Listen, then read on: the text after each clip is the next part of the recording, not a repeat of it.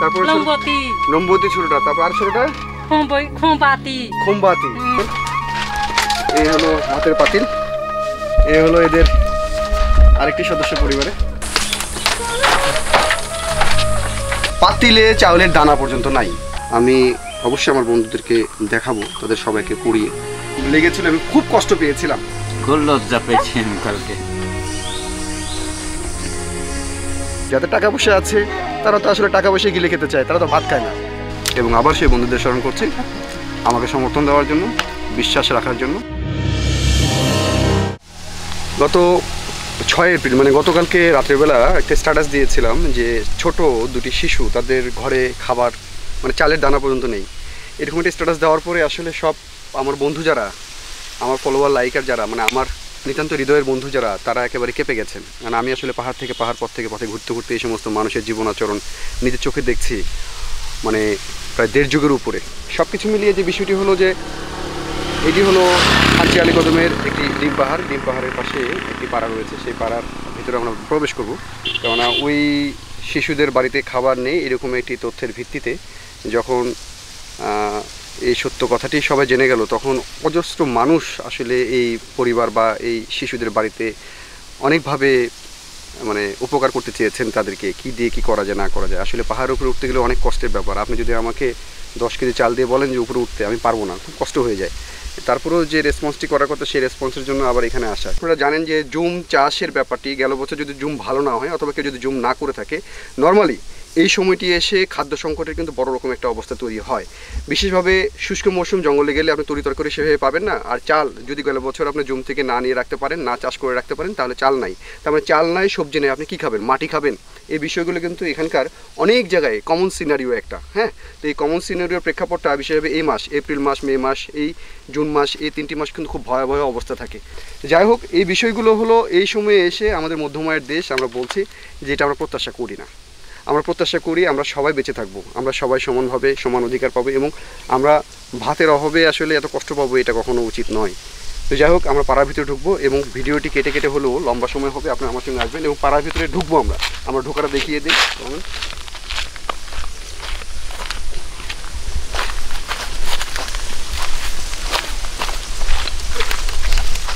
এটি হলো পাড়ার গেট, আমরা এই গেট দিয়ে প্রবেশ করছি।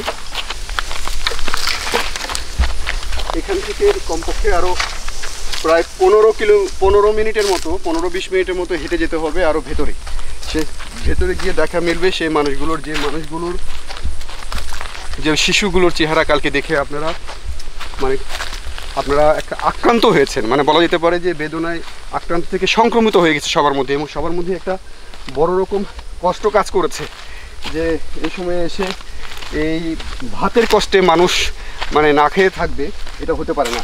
আমি বলছি না এটা খাদ্য সংকট চরম আকার ধারণ করেছে পাহাড়ে, আমি বলছি যে এই পরিবারের কাছে কোনো চাল নেই, যার কারণে হলো পরিবারের এই শিশুগুলো এবং এই পরিবারটি এখন প্রায় অনাহারে আছে, একেবারে সত্য। এবং তাদের চুলচিরা বিশ্লেষণ করে দেখাবো যে তাদের পরিবারের যে সংসারটি রয়েছে সেই সংসারের ভিতরে প্রবেশ করে। তো উঠতে হবে আর অনেক, এই সময় পর্যন্ত ভিডিও এত লম্বা করবো না, এখন কেটে দিই, আমরা আবার পরে যুক্ত। হাঁপিয়ে গেছি। রোল আছে, রোল করছো ক্যামেরা? জি জি। হাঁপিয়ে গেছি হলো যে অনেক, ওই যেদিকে তাকাই একটু, পাহাড় দেখা যায়? জি।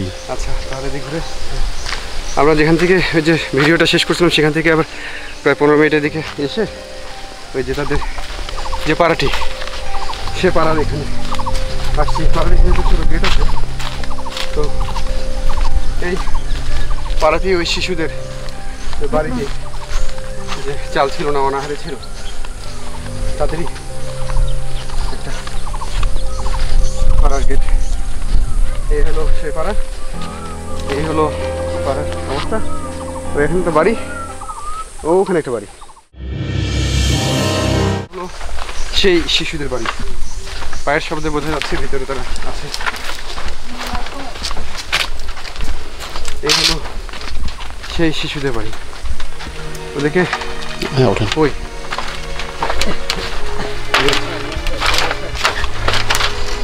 এখানে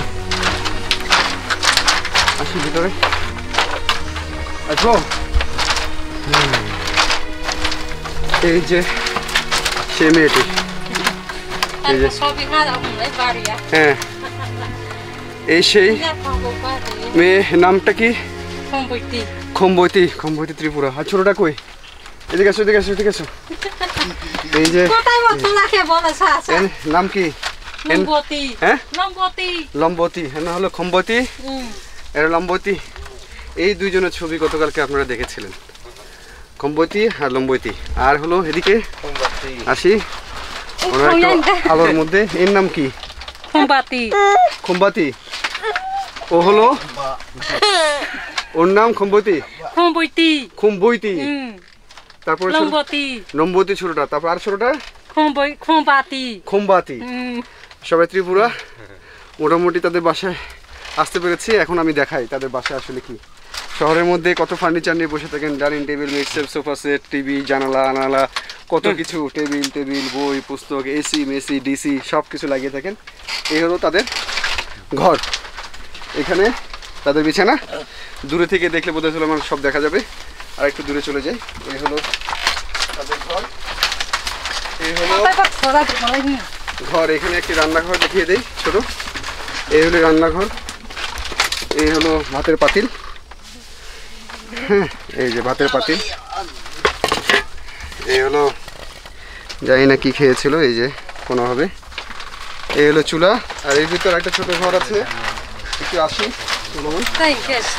এই দেখে অন্ধকার যদিও বা, তারপরে বোধহয় দেখতে পারে। এখানে আরেকটি চুলা রয়েছে। এটি একটি ছোট ঘর, রান্নাঘর টাইপের। এই যে এটি একটি ছোট ঘর। এটির মধ্যে কিছু নাই। এই যে তো বিছানাপত্র দেখিয়ে দিকে দেখাইলে হয়তো অন্ধকার, তো তারপরেও এই হলো এই কম্বল, এই দুটি শেষ। ঘরের আসবাবপত্র সচরাচর প্রান্তিক মানুষগুলো, জমিয়ে যারা পাহাড়ে যারা থাকেন তাদের এরকম অবস্থা থাকে, কিন্তু এই হলো অবস্থা। তো এই বাড়ি দেখালাম, আমি ঘেমে একাকার, মানে উপরে উঠে এসে। এ হলো এদের আরেকটি সদস্য পরিবারে।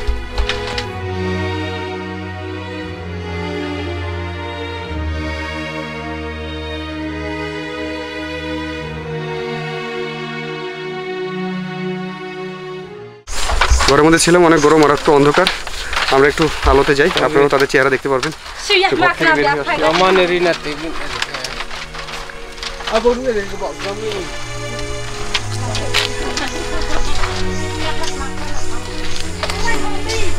আমরা ওই জায়গাটায় বসবো, খোলামেলা জায়গা, ঠান্ডা বাতাসও আছে, এই জায়গাটা বসবো।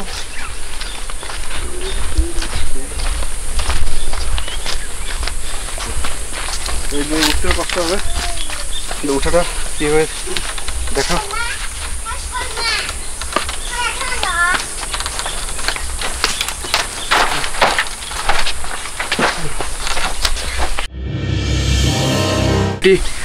কাট করে দেখাচ্ছিলাম জি। তো এখন যে অবস্থাটি হলো, ভিডিওটি কাট করে দেখাচ্ছিলাম। এবং আমি গতকালকে এই পাড়াতে ছিলাম, এই পাড়াতে কিছু কাজ করেছিলাম। যেহেতু প্রাণ প্রকৃতি নিয়ে কাজ করি, আমি কাজ করেছিলাম। সেই কাজের ভিত্তিতে সারাদিনে থাকা অবস্থায় আমাকে সারাদিন গিয়ে বুঝতে দেয় না এই মানুষগুলো। সারাদিনে ফিরে যাওয়ার পথে আমি যে জিনিসটা বুঝতে পেরেছি, সেই জিনিসটা হলো যে আসলে এরা এতটাই মানে হত দরিদ্র মানুষ, যাদের আসলে খাবারের মানে মানে পাতিলে চাউলের দানা পর্যন্ত নাই।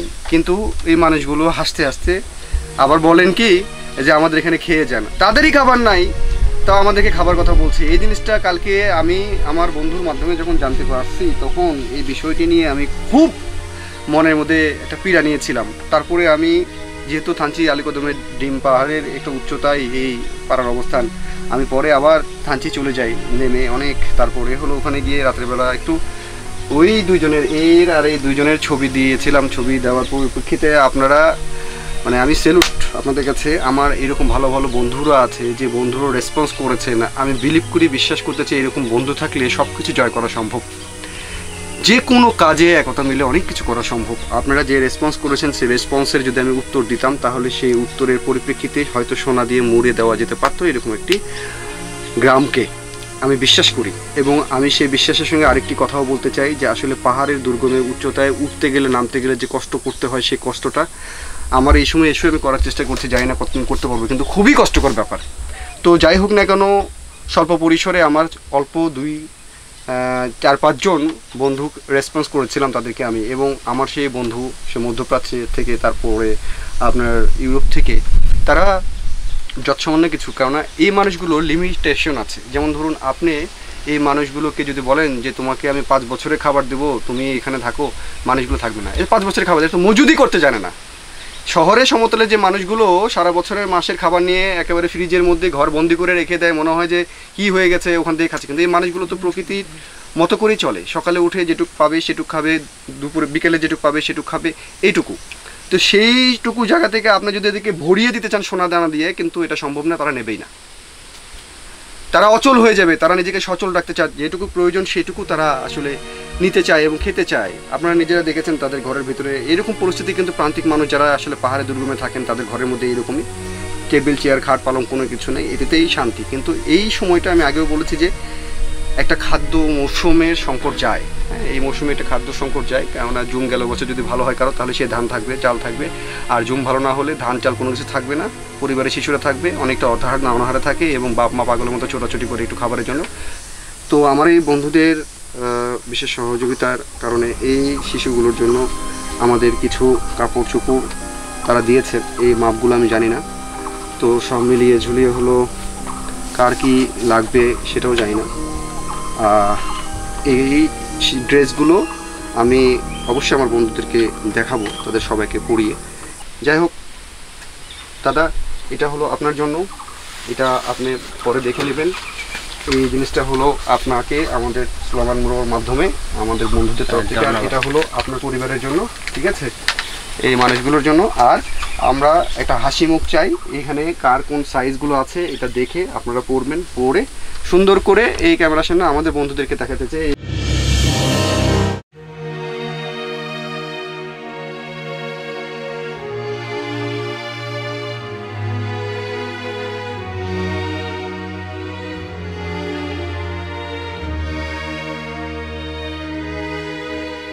এই যে একটা বড় উদার মানসিকতার যে ব্যাপার, হ্যাঁ, এটা আসলে খুব রেয়ার এখনকার সময়ে, যে নেই পাতিলে কোনো ভাত নেই তারপরেও বলছেন যে একটু খেয়ে যান খেয়ে যান, মানে এর চেয়ে বড় উদার মনে মানুষ কোথায়। তো আমি এটা মাথার মধ্যে খুব লেগেছিল এবং খুব কষ্ট পেয়েছিলাম, এবং সেই কষ্ট থেকেই কষ্টের রেসপন্সে আবারও 24 ঘন্টা না যেতে আবারও সেই পাহাড়ের উপরে এসেছি তাদের কাছে, এবং আমার খুব ভালো লাগছে, এবং এই জামা কাপড়গুলো দিতে পেরে ভালো লাগছে।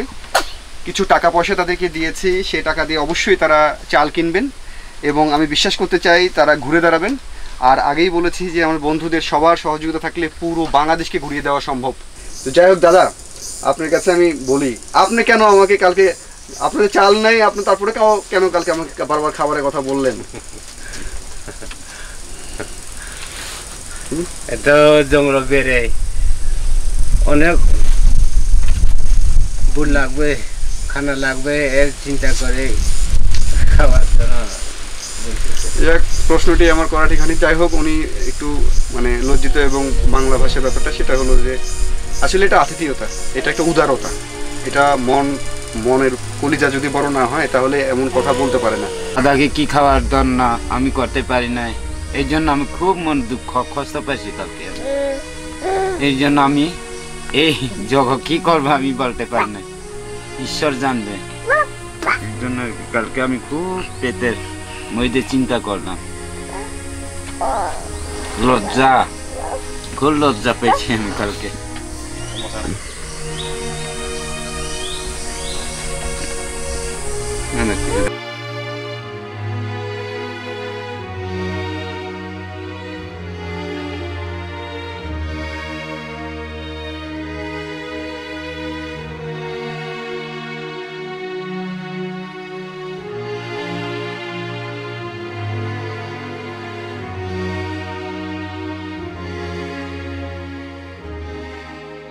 মানে শত কষ্টের মধ্যেও যে আনন্দের ধারা, সেটি আসলে আমরা স্বচক্ষে আমি দেখে যেতে চেয়েছিলাম। তো সেই উপলক্ষে যেটি হলো যে চাল ছিল না, দানা ছিল না, তো সেটির জন্য তারা আমরা এসেছি এবং সেই সঙ্গে একটা সহযোগিতা এসছে, সেটার কারণ এই হলো সে ভাত। এই ভাতের জন্য মানুষ পৃথিবীতে কত না যুদ্ধ করে, এই হলো সে ভাত। আমরা কি করি শহরের মানুষ, আমরা যে পরিমাণ খাবার নষ্ট করি, যে পরিমাণ খাবার খেতে খেতে খাবার ফেলে দেই, বিলিভ করেন একটি দানা উৎপন্ন করতে গেলে যে কত পরিশ্রম করতে হয় তা কৃষক এবং জমিয়ারা জানে। শহরের মানুষ টাকা আছে কিনলাম, পছন্দ হলো না, অর্ধেক ফেলে দিলাম, ডাস্টবিন ভর্তি, সেই ডাস্টবিনেও এমন অনেক দৃশ্য দেখা যায় যে কুকুরের সাথে মানুষও খাচ্ছে। আলটিমেট আপনি জিনিসটা পর্যবেক্ষণ করলে ভিতর থেকে কি হয়ে উঠবে আমি জানি না, তবে আমার ভিতরে কেঁপে ওঠে ভাতের জন্য কি হতে পারে। তো যাই হোক, এটার সঙ্গে দাদা এটা কি? আম, হ্যাঁ আম কুশি। এটা হলো এই যে তরকারি বলতে যে জিনিসটি বোঝায় সেটাই হলো এটা আম কুচি। আম কুচি, এটার সঙ্গে পেঁয়াজ আর কি আছে, মরিচ, লবণ, তারপর নাপি। তো যেটি বলতে চাই সেটি হলো এটা হলো আম কুচি, মানে এখানে কিছু আমের গাছ রয়েছে, ছোট ছোট আম সব ঝরে পড়ছে। এখানকার মানুষ বৃষ্টি চাচ্ছে, এখনো পর্যন্ত বৃষ্টির কোনো খবর নাই। আলটিমেট সেই জায়গা থেকে হলো একটু ছোট ছোট আম, সেটা কুচি করে সেটির সঙ্গে একটু নাপি এবং সেটার সঙ্গে একটু পেঁয়াজ এবং মরিচ এবং লবণ দিয়েছে। আর এটা কি দাদা? এটা হওয়ানা মাছ। হওয়ানা মাছ, পাতা মাছ সাথে ধনিয়া পাতা। এটা হচ্ছে পাতা মাছ। হ্যাঁ, পাতা মাছ। আচ্ছা, এটা হলো ওনাদের কাছে এই শুটকি ছিল, এটা হলো পাতা মাছ বলে। তো যেটি হলো এই পাতা মাছ এবং এর সঙ্গে একটু এখানে ধনিয়া পাতা, পাহাড়ের ধনিয়া পাতা, আমরা তো বলি পুদিনা পাতা আর কি শহরে, এই পুদিনা পাতা, মরিচ, তারপরে পেঁয়াজ, তারপরে লবণ, লবণ, আর আর কি? আদা। আদা। আদা, আদা। দাদা বসেন, এখানে বসেন, আরো আছে কিছু। এখানে সবাই মিলে একটু বসি। কবি এখানে, নায়ক এখানে। ফারুক ভাই। তো ফারুক ভাই আমাদের, তো এই ফারুক ভাইয়ের গল্প হলো যে ফারুক ভাইয়ের তো গান টান এগুলো শুনবেন, এগুলো কিছু ভিডিও আছে। ফারুক ভাই হলো আমাদের নায়ক মানুষ, হ্যাঁ, এর চুলগুলো অন্যরকম, এ হেভি স্টাইলিস্ট আর কি। হ্যাঁ, তো যাই হোক, সবচেয়ে বড় ব্যাপার হলো যে এইটুকু যে আনন্দ বা এই যে ভাতের যে বিষয়টি, সেটি হলো যে কালকের যে 24 ঘন্টা এখানে কিন্তু পার হয়নি, কিন্তু আমি আবারও আমার বন্ধুদেরকে স্যালুট করছি যে আপনারা আমার একটি কথার উপরে সবাই যেভাবে এগিয়ে এসছেন, সেই অল্প কয়েকজনের রেসপন্সে কিন্তু আজকে আমরা আমাদের সফলতা, মানে আমরা একটা পরিবারের পাশে দাঁড়াতে পেরেছি, দুটি পরিবারের পাশে দাঁড়াতে পেরেছি। এবং পথ চলতে চলতে হয়তো এরকম দৃশ্য কখনো চোখে পড়লে আমি বিশ্বাস করি আমার সেই বন্ধুরা আমার পাশে থাকবেন। তো আমরা একটু টেস্ট করতেই পারি, আমরা টেস্ট করতে পারি। সেটা হলো অনেকেই এই আমি যেটা বলি সেটি হলো যে আপনারা আমাকে কমেন্টের মধ্যে লিখবেন এরকমভাবে যে সোহেল ভাই আপনি নাপ্পি খান, আমাকে আপনারা বলতে পারেন যে সোহেল ভাই আপনি নাপ্পি খান। নাপ্পি খান এই কথাটা বলার সাথে সাথে আমি জানি অনেকেই হয়তো আবার অনেক রকম হামলি খেয়ে পড়বেন, এপার ওপার নিয়ে দুপক্ষ যুদ্ধ লেগে যাবেন, একটা ধর্মতত্ত্ব নিয়ে আসবেন। কিন্তু আমার কাছে মনে হয় যে মানুষ মানবতা তত্ত্ব অনেক বড় তত্ত্ব। মানুষ মানুষের জন্য, আমরা তার খাদ্য সংকটের সময় তারা কি খাচ্ছে, আর আমি এখানে এসে যদি এখন ভদ্র বাবু হয়ে বাবু মশাই হয়ে যাই, বাবু মশাই হয়ে যদি বলি আমাকে পোলাও মাংস বিরিয়ানি নিয়ে এসে দাও, আমার বাপও তো কোনোদিন পারবে না পোলাও মাংস নিয়ে এসে এখানে খাওয়াতে। সুতরাং তারা যে খাবারটা খাবেন সেই খাবারের সঙ্গে আমাকে মিশে যেতে হবে, সেই খাবারটি আমাকে খেতে হবে, জীবন বাঁচানো ফরজ জীবনের জন্য। সেখানে আপনি ফরজ কাম না করে যদি আপনি অন্য কিছু না টানা হেঁচড়া করেন, আমি ওটার মধ্যে নাই ভাই, মাফ করে দিন। কিছু বিষয় হলো যে আমারও ক্ষুধার্ত, কারণ পাহাড় বেয়ে উপরে উঠতে হয়েছে, আমাকে একটু খেতেই হবে। সুতরাং আমি যতটুকু পারবো আমি খাবো, যতটুকু পারবো না আমি খাবো না। তবে খাবারকে নষ্ট করবেন না, আল্লাহর রাস্তায় যে কথাটা আমি বলি, খাবারকে নষ্ট করবেন না। প্লেটটা পরিষ্কার করে খান, কোনো দানা বাইরে রাখবেন না। একটা চালের দানা তৈরি করতে বলেছি এর আগেও, যে কষ্টটা করতে হয় সেই কষ্টের ন্যূনতম যদি আমরা চিন্তা করে থাকি তাহলে আমরা কোনোদিন ভাত নষ্ট করবো না, খাবার নষ্ট করবো না। আর পরিবারে যাদের টাকা পয়সা আছে তারা তো আসলে টাকা পয়সা গিলে খেতে চায়, তারা তো ভাত খায় না।